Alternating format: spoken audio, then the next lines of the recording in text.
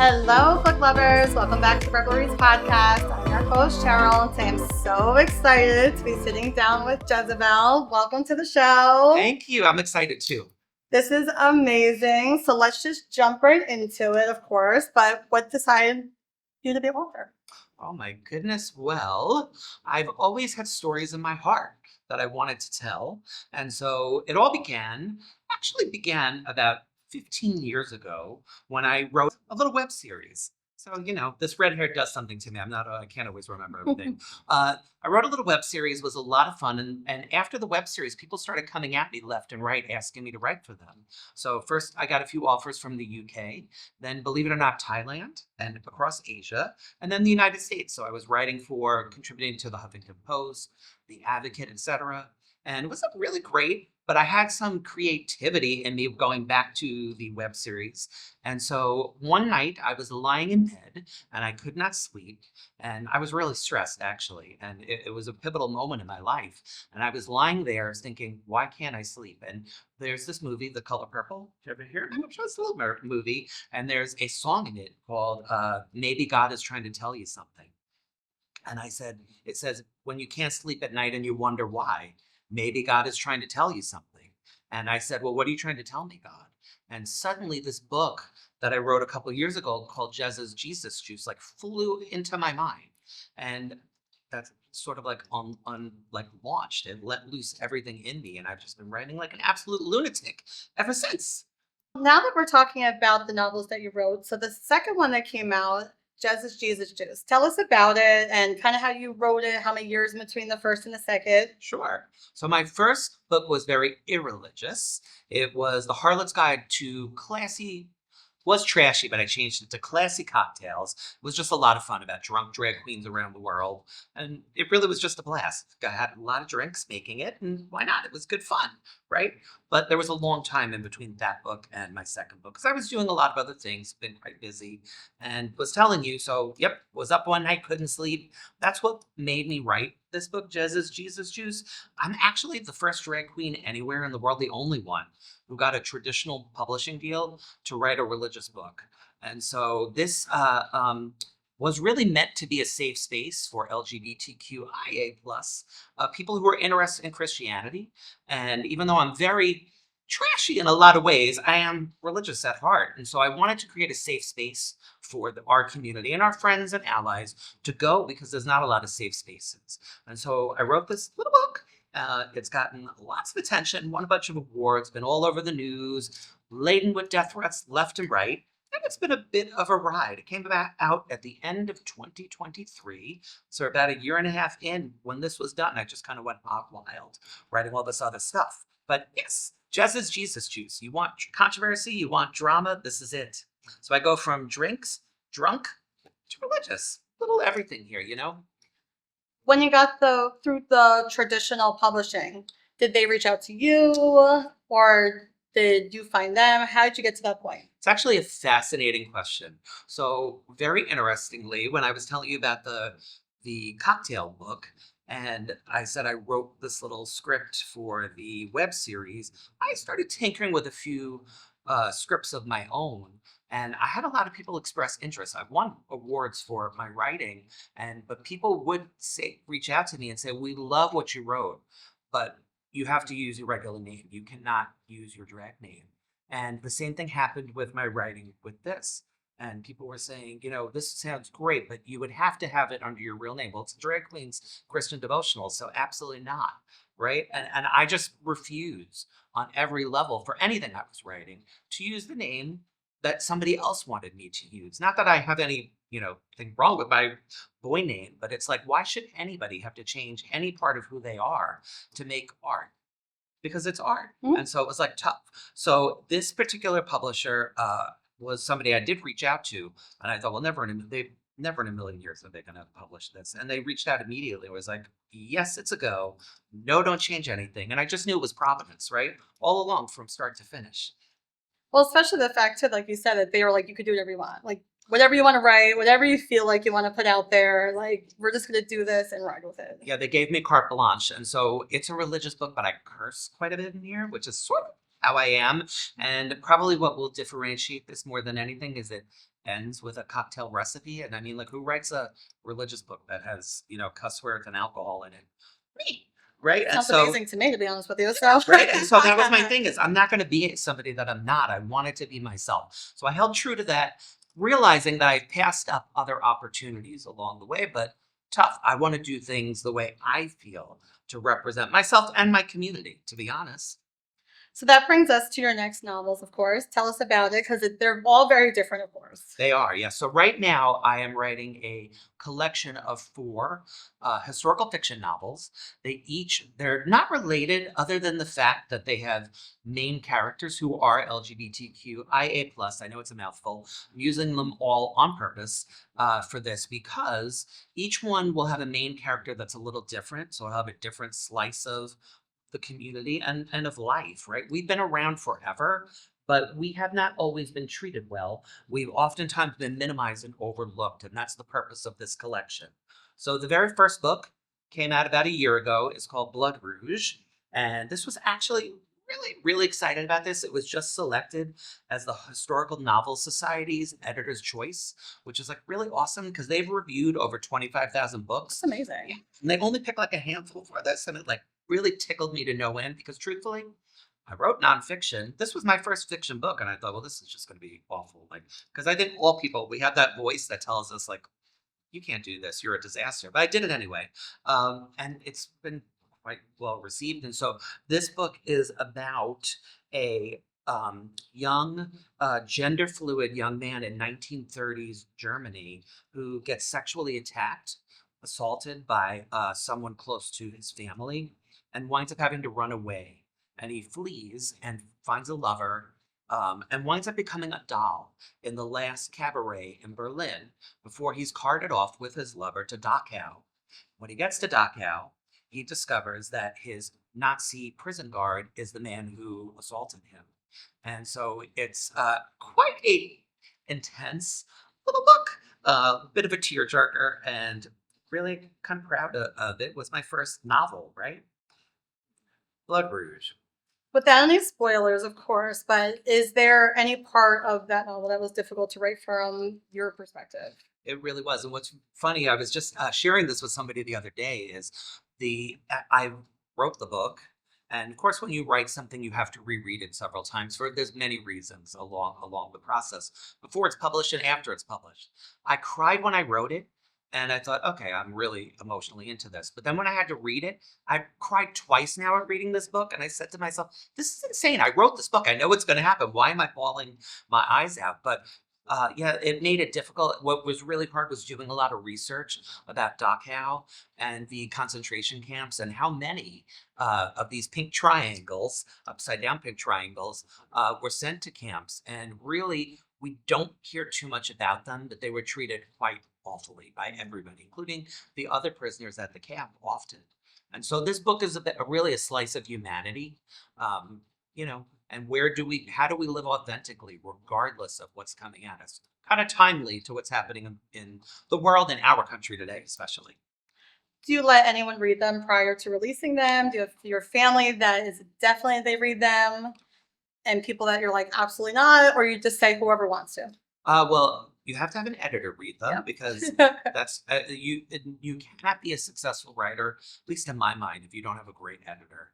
And so they have to be able to read it. And then truthfully, I have one person on this planet that I trust for everything outside of myself, probably more than myself, and that's my husband, my partner. We've been together for 16 years, and he's brilliant and creative, and he will tell me, you sure about that? Right? Or, wow, that's good. I'll know, oh, yeah, hit the mark there.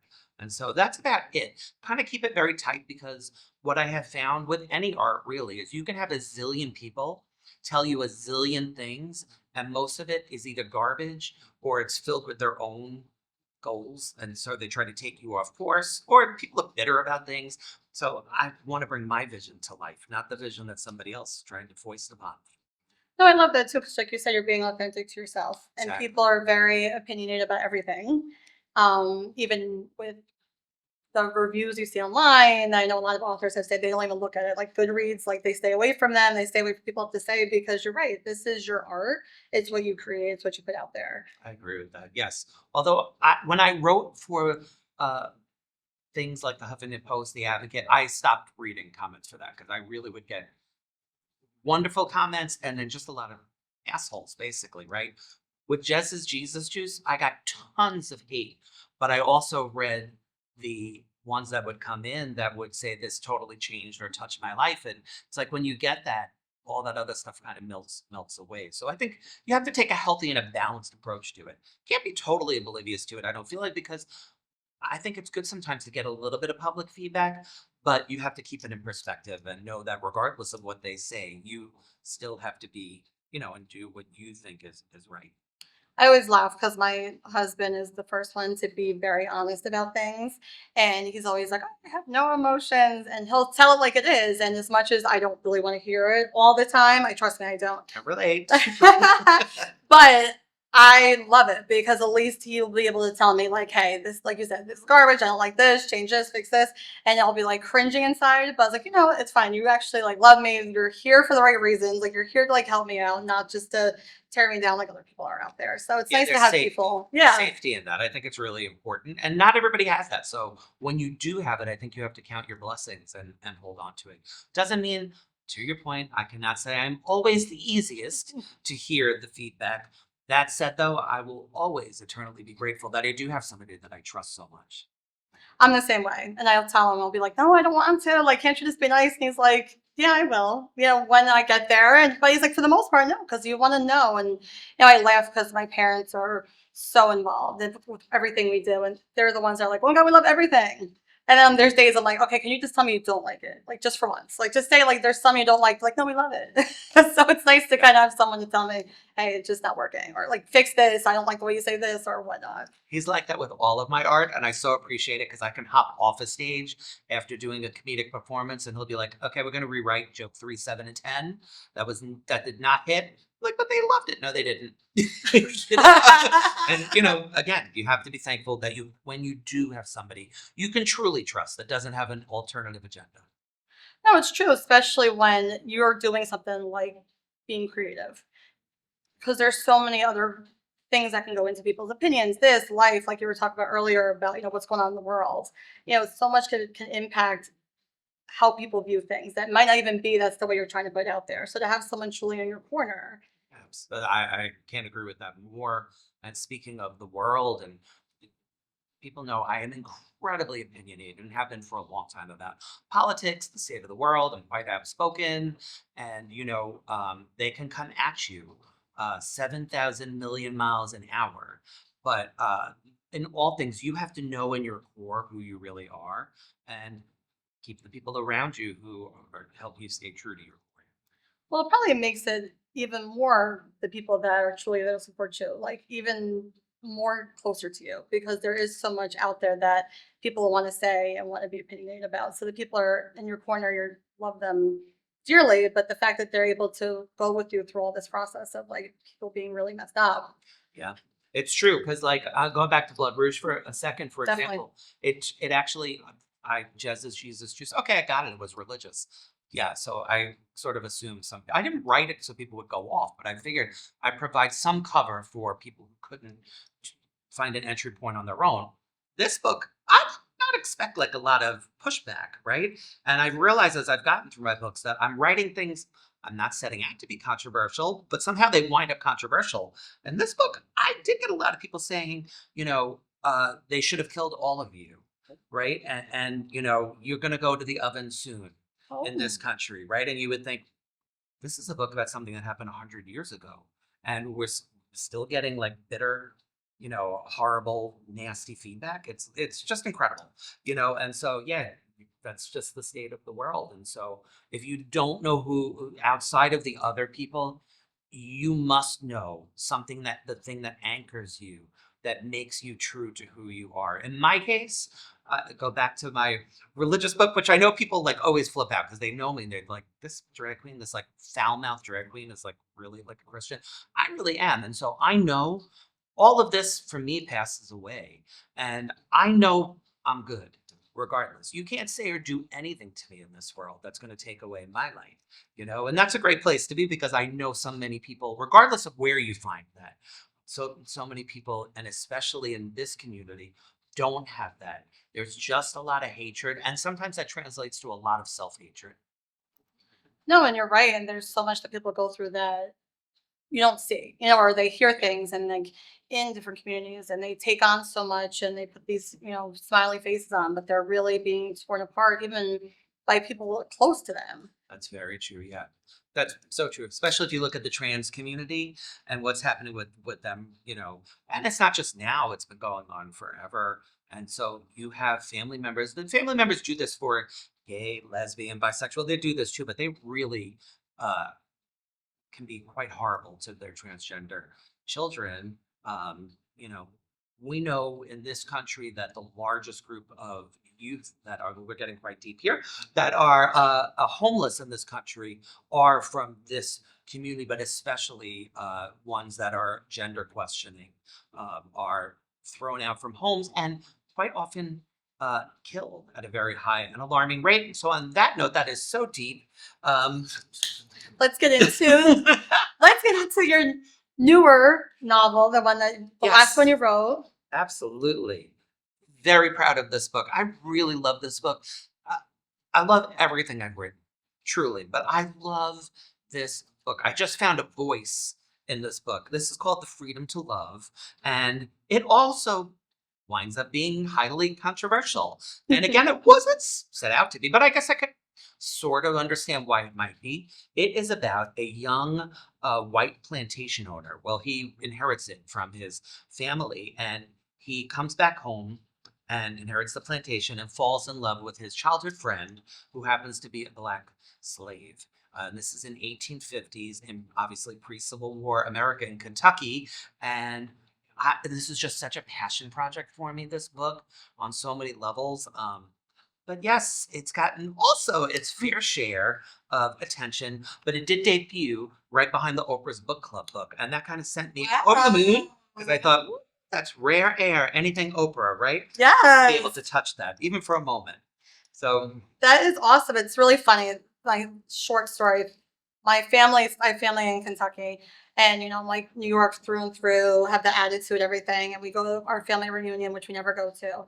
And New York's amazing, right? Like we live here. I've been outside of here, of course, other places, but everything's accepted. No one cares. They say how you feel, and like they keep it pushing. amen. I talked about this on like another podcast. So like you can even tell someone like, "Oh, love your dress," and like just keep going, and like never like they're like, "Oh, thanks," and like life keeps going. You That's keep right. going, and I go down there, and I'm younger, and I have this outfit on that maybe my parents might have like stopped me, but they probably wouldn't have because I'm just a girl from New York that does whatever I want, don't really care. And like one of my family members is like, "What is she like, J Lo? Like, is she like, is she a Yankee?" And I remember being like, "Didn't the war end like a long time ago?" And I think my parents were shocked that they came out of my mouth because I'm not one to like know about that kind of stuff. And my dad was like, "All right, maybe we won't be rushing back to have like family reunions." And I'm not. It was such a culture shock to me. And that sounds so stupid, but to kind of have things seen so differently. Like I had like a pink outfit on, and which meant like nothing. And here I am, like, wait, aren't we not that far away from New York? But it's so different. It's totally different, and you should have blessed their hearts. Now As they that I know, now I know what that means. It took me a little bit. After it was said to me a few times, I was like, oh, I understand what you're saying too now. But very different. And even like you said, with the different communities, like as you leave New York, New Jersey, like this area, things change. So I can imagine how you've heard controversy over your novels Oh, about yes. it. Yeah. And for many reasons. So you have the geography, right? You have the war. You also have the racial implications of the book. And so I kind of went to a space that not a lot of people have. Well, in this particular place, I've never seen anybody go there. We have heard many times I have. about what the horrible slave owners did to women, right? And but we really have. I've never heard a story of a man, a white man, and a black man, right? And so this went in a different space, but they have to have existed because we've existed in all times and all eras across all of time, right? And so that sort of got my mind to thinking. And then I'm married to somebody who is also happens to be an African American, a Black man. And I thought, if we had met 150 years ago, it's just bizarre to think like we likely would not have had any chance of being together, which is so strange to me because literally when I say he's like my right arm, my left arm, my whole being, I couldn't even imagine that. And that kind of went into this book for me. So I worked with a wonderful editor for this book. I wanted to make sure that there was an authenticity to it. It didn't come across as, I'm coming to this with like a very privileged kind of mindset. So I worked with a phenomenal African American editor, had a sensitivity reader who was an African American male, and wanted to make sure that I was really approaching this from the right place, the right angle. And this, like I said, I just feel such a passion for this. I guess because of the love that I have,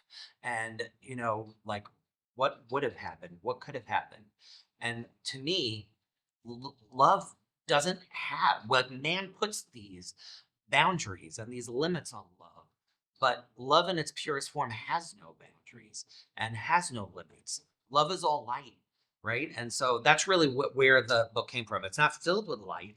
There's a lot of darkness in the book, but love shines through, and to me, love shines through in all things. I love that because, my husband is mixed also, and our kids are, and, our families have always been very accepting. Like, they've never had from their immediate core family any issues. Like, no one's ever said anything. His mother is older, and she's still like, we've always been accepted. I understand it's not a reality across the board, like we have, and trying to explain to children who see it every day that, you're right. Like, we love each other. I don't know what I would do without him either, even those days that, I laugh at tried to kill him at one point, but that's the past is the past. That's a story. Story for another day, different podcast. But that being said, like I couldn't live without him, and I see even like how my kids are and like how they love, and they love everyone, and like how innocent. Like, there's like no, clue that stuff lives outside of there, which obviously in real life we all know. Yeah. Which is unfortunate for other people, but it's the reality. It's human nature, and it terrifies me often to think we've gone millennium and we're still the same hot messes that we probably always were, and likely we always will be, because somebody's always on the outside. We're always looking to blame somebody else and dislike somebody because for whatever reason. And so, this sort of transcends throughout our history, but it's a sad fact, and it's a shame that anybody has to face that in any era. But to the point, right? Love does cover that. It covers all things and conquers all things. When you wrote your last one, was it difficult? Was it like a long period of time you wrote it over because there was so much that you wanted to make sure was authentic about it? Actually, I really dove into this sucker and got it done in probably about 8 months, I would say. Yeah, I was just really, and some people can write like 10 books a year. I can't. Right? I don't write, but I couldn't do it either. So. I'm amazed. I often wonder, like, what, I just can't even process that. But this one took me about 8 months. I was from start to finish. By finish, I mean the editor, etc. I was really, really into it, and the voices were so clear in my head. Each character had such a distinct voice that the ability to follow that arc for each one was sort of like pretty like quick, and that doesn't always. There were other ones like I'm working on just finished one. Took me a hot minute to kind of get through it. And I thought, why is this one like giving me agita along the way, right? But I think it's just sometimes it flows and sometimes it takes a little longer to flow. Well, tell us about that one, the one you're writing. Because I know there's two coming up. Yes, there's two coming up. The first one was gender fluid. The second one, freedom to love, is gay. I have two more coming up. One will be bisexual, and one will be intersex. And so really wanted to represent a wide range of who we are. And there is very little that we usually talk about when it comes to intersex human beings. I'm excited for that one. I'm really excited about the bisexual one too, because I was reading the other day that a number of people who have said they're bisexual has something like tripled over the last few years, which in my own thinking, like, I don't really know that there really is such a true. I think there are probably shades across the spectrum of who people are, but bisexuality has often got a bad rap, right? And it's sort of like, or bad rep or whatever. It's like either way, people kind of trash on it. It's like pick one, or selfish, or you can't have everybody. But the reality is, bisexual people probably are a massive portion. Maybe it could be the biggest, for all we know, portion of the population. But we don't really talk a lot about them. So the bisexual one is going to be set in biblical times, and the intersex one is actually set in the American West. So the next one is the bisexual that's coming out. So originally the intersex was going to be the one, but it is likely to be the bisexual one. Yes.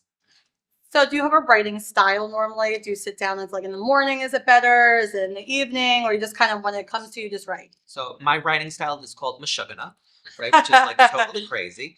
Oftentimes I find myself writing at about 2 o'clock in the morning, which I know is just bonkers, and go on with it and have like a normal day. And so, yeah, usually from like sometimes 1:30, but 2 to 4, I write, and then I go and take a shower and get on with my life. And I'll be thinking about it all the time, but it seems like I can find that moment of pure peace after I kind of sleep for a little bit. Then I wake up and I'm like hungry for it again.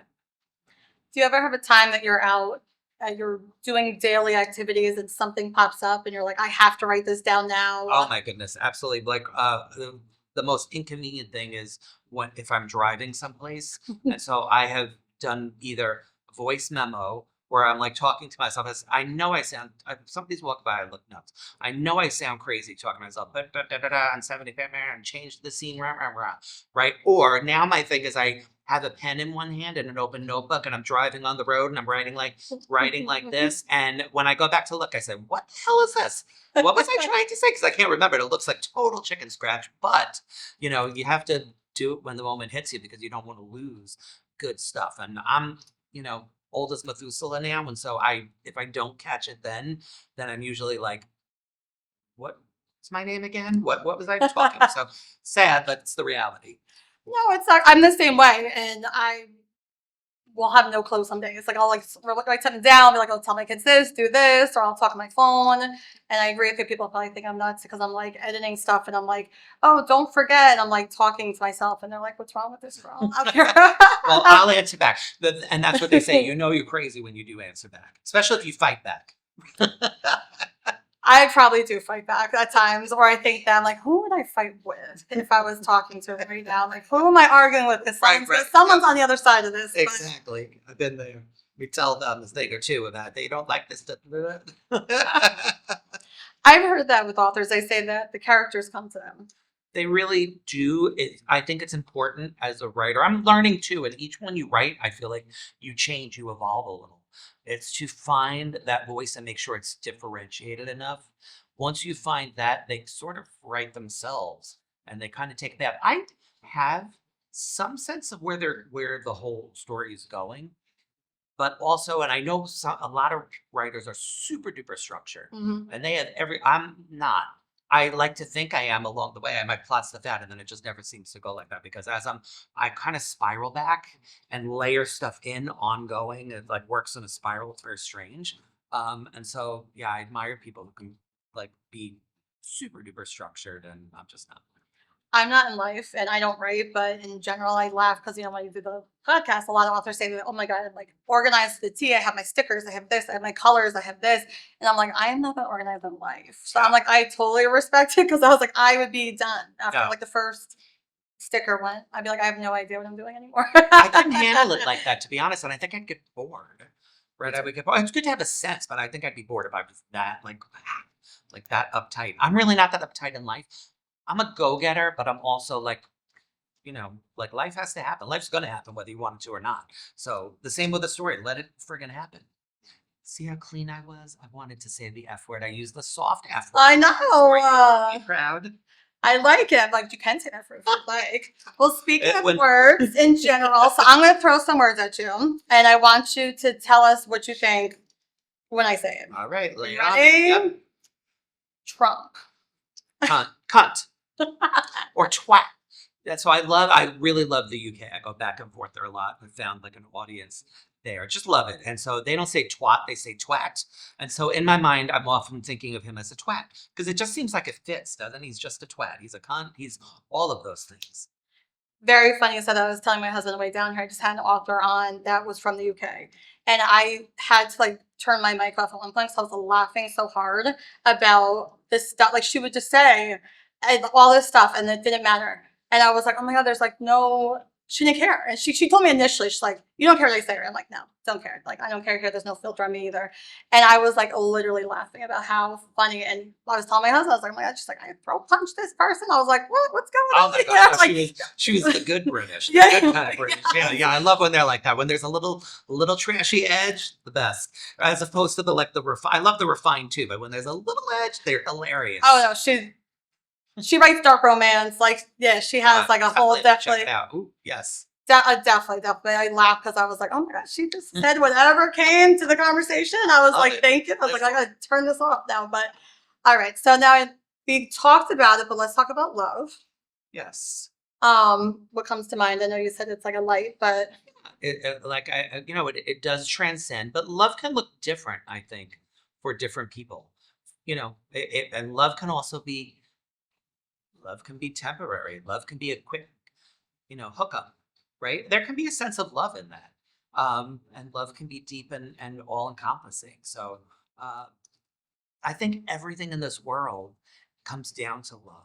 And if we treated more, I know this is so, I'm a really, somebody called me an intellectual drag queen the other day, and I don't know if it was a read or not, but I'm going to own it, right? Love really is the guiding force for all of us. And so I'm just going to say it like that. And I'll also curse and just say motherfucker, because I feel like I'm just being so like overly like sappy but yes, so love is important.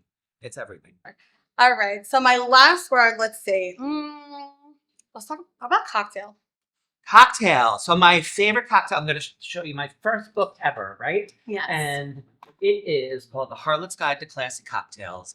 And my favorite drink in this book that I really, truly love is called the Pink Panty Dropper. Oh, and it's my favorite. I just love it. And it's perfect for this time of year.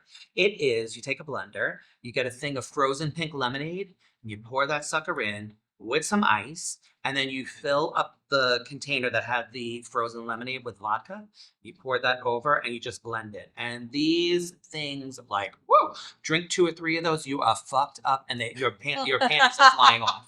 So good for a husband or a boyfriend. Maybe not so good if you just out wandering, if you're at the beach and suddenly your panties are flying. And what are you going to do? What's a girl to do? But find some man to help her put them back on. Absolutely. Well, thank you so much for everything. Thank you for being here. And this is so exciting. This is our first time doing it in person. I got a chance to sit and chat with you. I know we like briefly met once before, but this is amazing. So before we really wrap up, tell us everywhere that you can get your novels from and everywhere you're going to be if you're doing signings, all that good stuff. Absolutely. And I want to thank you because you were absolutely wonderful, phenomenal. And I know that for the first one, oh my gosh, you knocked it out of the ballpark. We're going to be seeing you everywhere. I know that. You can get my books, of course, on Amazon. You can buy them. They are found in bookstores, US, UK, Australia. You even get people buying them from the wildest places in the world. So just go online and look up Jeza Belle, 2 words. I will be in the next couple, I'm going to Rome next week for a short little vacation, but when I come back, I'll be at Pride LitCon, which is in Virginia, doing some signings there. I'm going to be in Massachusetts, I can't remember the event, for doing a little reading. Then I'm actually putting together something called Bookalicious in the middle of July, and it's going to feature, it'll be virtual. I'm getting a few authors from all over the place, some phenomenal authors that really will all be incredibly different. And we are going to be sharing pieces of our books. So it's just going to be an incredible event. And then I'll be in the UK, in London. I'm going to be doing a few things there. Going to be shooting some stuff and performing some comedy. Yeah, awesome. Well, thank you again so much. Thank you. And on that note, I'm running off to the pink panty dropper. Bottoms up. Thank you. Thank you so much. Almost fell right over. Klutz.